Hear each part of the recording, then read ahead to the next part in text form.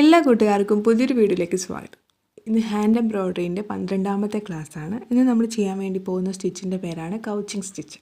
ഈ സ്റ്റിച്ചും ഒരു outer line stitch തന്നെയാണ്. പക്ഷേ ഇതിൻ്റെ പ്രത്യേകത എന്താണെന്ന് വെച്ചാൽ ഇത് നമുക്ക് സ്ലിപ്പറി ക്ലോത്തിലും നെറ്റിലും ഒക്കെ ഈസി ആയിട്ട് ചെയ്യാൻ വേണ്ടിയിട്ട് പറ്റുന്നൊരു സ്റ്റിച്ചാണ്. അതായത് നമ്മൾ ഈ സിൽക്ക്, നെറ്റ് അങ്ങനെയുള്ള ക്ലോത്തിലൊന്നും നമുക്ക് ഡിസൈൻ വരയ്ക്കാൻ വേണ്ടി പറ്റില്ലല്ലോ.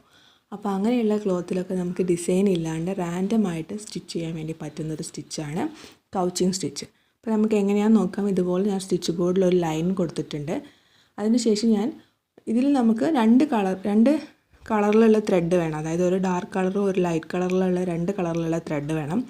അതുപോലെ തന്നെ സാധാരണ നമ്മൾ 6 നൂലാണ് എടുക്കാറ്. 6 നൂലിനെ നമ്മൾ പിരിച്ചിട്ട് 3 നൂലാണ് നമ്മൾ തുന്നാൻ വേണ്ടിയിട്ട് എടുക്കുന്നത്. പക്ഷേ ഇവിടെ നമ്മൾ ചെയ്യുന്നത് എന്താണെന്ന് വെച്ചാൽ ഒരു ത്രെഡ് 6 നൂലും മറ്റേ ത്രെഡ് 3 നൂലുമായിട്ടാണ് നമ്മൾ തുന്നുന്നത്.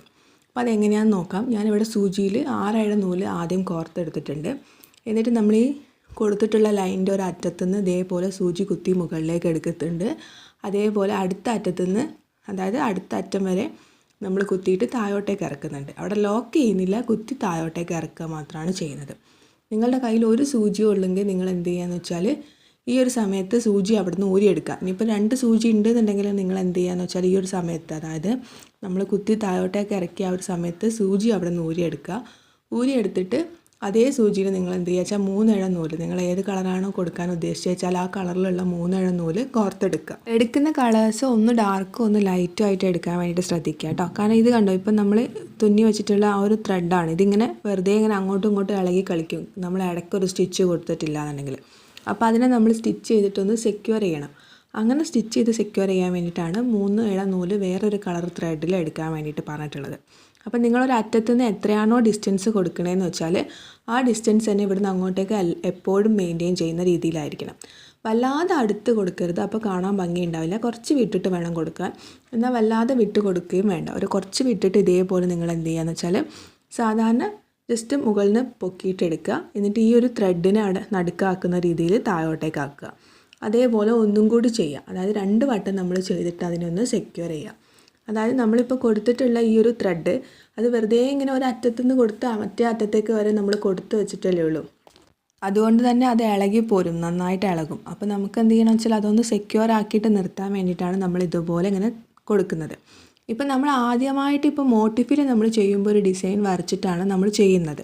പക്ഷെ ഞാൻ നേരത്തെ പറഞ്ഞതുപോലെ നെറ്റിൻ്റെ ക്ലോത്തിൽ, ഷിഫോണിൻ്റെ ക്ലോത്തിൽ അങ്ങനെ നമുക്ക് ഡിസൈൻ പ്രോപ്പറായിട്ട് വരയ്ക്കാൻ പറ്റാത്ത എല്ലാ തുണിയിലും നിങ്ങൾക്ക് ഏത് ഡിസൈനാണോ വേണ്ടതെന്ന് വെച്ചാൽ ഇതുപോലെ റാൻഡമായിട്ട് നിങ്ങൾക്ക് എന്ത് ചെയ്യാം, ഈ ഒരു സ്റ്റിച്ച് ഉപയോഗിച്ചിട്ട് തുന്നിയെടുക്കാം. വീഡിയോ നന്നായിട്ട് ശ്രദ്ധിച്ചിട്ട് കാണുക കേട്ടോ. നിങ്ങൾ ശ്രദ്ധിച്ച് കണ്ടതിന് ശേഷം നിങ്ങൾ ഇതേപോലെ ഒരു ഡിസൈൻ എടുത്തിട്ട് വരയ്ക്കാം. ഈ ഒരു ഡിസൈൻ അല്ല, നമുക്ക് ഏത് ഡിസൈൻ വേണമെന്നുണ്ടെങ്കിലും കൗച്ചിങ് സ്റ്റിച്ച് ഉപയോഗിച്ചിട്ട് ചെയ്യാൻ വേണ്ടിയിട്ട് സാധിക്കും.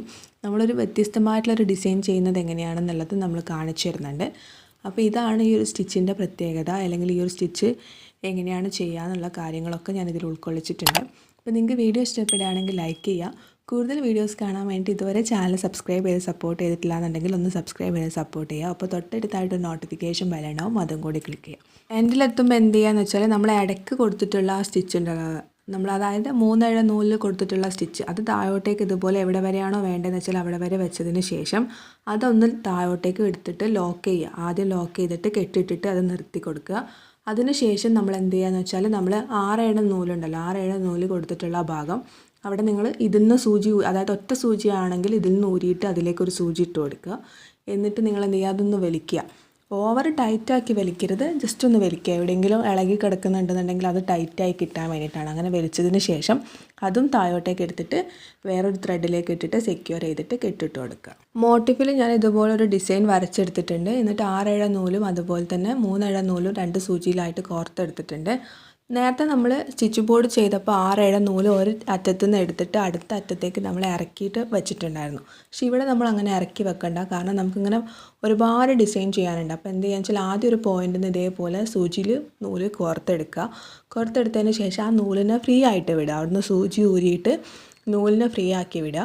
എന്നിട്ട് നമ്മുടെ ഡിസൈൻ എങ്ങനെയാണോ പോകുന്നത് വെച്ചാൽ അത് നമ്മൾ നേരത്തെ സ്റ്റിച്ച് ബോർഡ് ചെയ്ത സെയിം മെത്തേഡിൽ ഡിസൈൻ എങ്ങനെയാണോ പോകുന്നത് വെച്ചാൽ അതിനനുസരിച്ചിട്ട് ഇങ്ങനെ ത്രെഡ് അതേ രീതിയിൽ വെച്ച് കൊടുത്തിട്ട് ഇടയ്ക്കിടയ്ക്ക് നമ്മൾ മറ്റേ ഒരു കളർ ത്രെഡ് ഉപയോഗിച്ചിട്ട് ഇങ്ങനെ ലോക്ക് ചെയ്ത് കൊടുക്കുക. നിങ്ങൾക്ക് മനസ്സിലായില്ല? അതായത് ആദ്യം നമ്മൾ സ്റ്റിച്ച് ബോർഡ് ചെയ്തപ്പോൾ ഒരറ്റത്തുനിന്ന് സൂചി കുത്തിയെടുത്തിട്ട് മറ്റേ അറ്റത്തേക്ക് നമ്മൾ ഇറക്കി നിർത്തിയിട്ടുണ്ടായിരുന്നു. പക്ഷേ ഇവിടെ നമ്മൾ അങ്ങനെ ചെയ്യേണ്ട. കാരണം ഇങ്ങനെ വളഞ്ഞും പൊളഞ്ഞും ഒക്കെ വരുന്ന ഡിസൈൻ ആകുമ്പോൾ നമുക്ക് അങ്ങനെ ചെയ്യുന്നതിനേക്കാൾ എളുപ്പം ഇതുപോലെ ആ ത്രെഡിനെ അങ്ങോട്ട് ഫ്രീ ആക്കി വിടുക. ഫ്രീ ആക്കി വിട്ടിട്ട് നമ്മുടെ എല്ലാ സ്റ്റിച്ചിങ്ങും കഴിഞ്ഞതിന് ശേഷം ത്രെഡൊന്ന് വലിച്ചു കൊടുത്തിട്ട് താഴോട്ടേക്ക് ഇറക്കിയിട്ട് ലോക്ക് ചെയ്യുന്നതാണ് കുറച്ചും കൂടി സേഫും സെക്യൂറും ആയിട്ടുണ്ടാവുന്നത്. നമ്മൾ എടുക്കുന്ന ഡിസൈന് കുറച്ച് വലിയ ഡിസൈൻ ആണെന്നുണ്ടെങ്കിൽ, അതായത് ഒരുപാട് നമുക്ക് തുന്നാനുള്ള ഡിസൈൻ ആണെന്നുണ്ടെങ്കിൽ നിങ്ങൾ 6-7 നൂലെടുക്കുമ്പോൾ ആദ്യം തന്നെ അത്യാവശ്യം ലെങ്ത്തിലെടുക്കുക കേട്ടോ. ലെങ്ത്തിലെടുത്തിട്ട് ഇതേപോലെ ഇങ്ങനെ ഫ്രീ ആക്കി വിട്ട് കൊടുത്താൽ മതി. അല്ലാന്നുണ്ടെങ്കിൽ നമ്മൾ ഇടയ്ക്കൊക്കെ ഇങ്ങനെ പിന്നെയും ത്രെഡ് പുതിയതായിട്ട് ഇങ്ങനെ കോർത്തും കൊണ്ടേ ഇരിക്കണം. അപ്പോൾ അതിൽ നല്ലത് നമ്മൾ ആദ്യം തന്നെ കുറച്ച് വലിയ ത്രെഡ് എടുക്കുകയാണെന്നുണ്ടെങ്കിൽ നമുക്ക് ആ ബുദ്ധിമുട്ടുണ്ടാവില്ല. അപ്പോൾ ഇതുപോലെ ഞാൻ മൊത്തമായിട്ട് ഇങ്ങനെ സ്റ്റിച്ച് ചെയ്തെടുക്കുകയാണ്. അപ്പോൾ പിന്നെയും ഇത് കാണിക്കുന്നില്ല, നമ്മൾ സ്റ്റിച്ച് ബോർഡ് ചെയ്ത സെയിം സ്റ്റിച്ച് തന്നെയാണ്. അപ്പോൾ നമ്മൾ മൊത്തമായിട്ട് ഇതേപോലെ ചെയ്തെടുത്തിട്ടുണ്ട്. മൊത്തമായിട്ട് ഔട്ടർ ലൈനും ഒക്കെ കൊടുത്തിട്ടുണ്ട്. പിന്നെ ഇന്നറിലായിട്ട് അതിൻ്റെ കണ്ണും പിന്നെ മൂക്കും പിന്നെ എന്താ പറയുക കുറച്ച് റൗണ്ട് അങ്ങനത്തെ കാര്യങ്ങളൊക്കെ നമ്മൾ ഈ ഒരു സ്റ്റിച്ച് അല്ലാതെ സാധാരണ ബാക്ക് സ്റ്റിച്ച് ഉപയോഗിച്ചിട്ടാണ് ചെയ്തിട്ടുള്ളത് കേട്ടോ. അപ്പോൾ ഇതാണ് ഇതിൻ്റെ ഫൈനൽ ലുക്ക്. അപ്പോൾ നിങ്ങൾക്ക് വീഡിയോ ഇഷ്ടപ്പെട്ടാൽ ലൈക്ക് ചെയ്യുക. കൂടുതൽ വീഡിയോസ് കാണാൻ വേണ്ടി ഇതുവരെ ചാനൽ സബ്സ്ക്രൈബ് ചെയ്ത് സപ്പോർട്ട് ചെയ്തിട്ടില്ല എന്നുണ്ടെങ്കിൽ സബ്സ്ക്രൈബ് ചെയ്ത് സപ്പോർട്ട് ചെയ്യുക. അപ്പോൾ തൊട്ടടുത്തായിട്ട് നോട്ടിഫിക്കേഷൻ ബെല്ലുണ്ടാവും, ഒന്നും കൂടി ക്ലിക്ക് ചെയ്യുക. മറ്റൊരു നല്ല വീഡിയോ ആയിട്ട് വീണ്ടും കാണാം. Thank you for watching. Love you.